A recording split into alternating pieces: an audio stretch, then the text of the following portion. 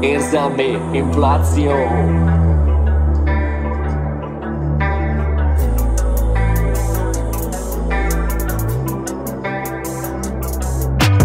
Az elején könnyű, minden úgy és fényes, mint a gazdaság, mikor frissen rög élet.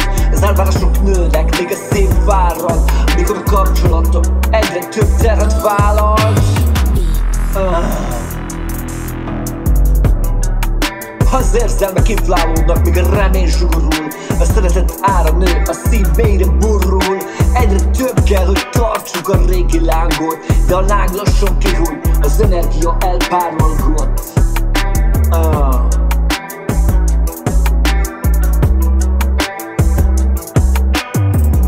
Érzelmek inflálódnak, míg a remény zsugorul.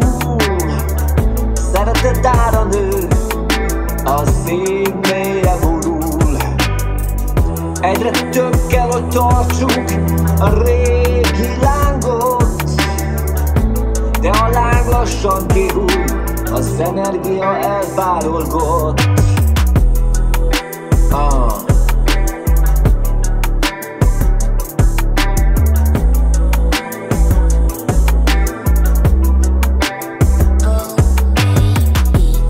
Lehet látni, mint egy magas hegy. A defláció eléri, az egyik fél már meg sem rezeg.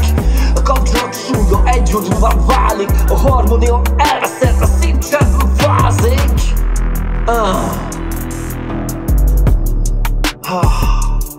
Ezért keresünk új utat, új kezdetet, egy érzelmi restartot, mint a gazdasági resetet.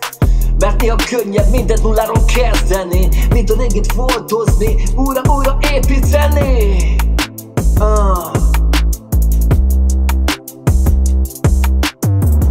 Az érzelmek inflálódnak, míg a remény zsugorul. A szeretet ára nő, a szív mélyre fordul.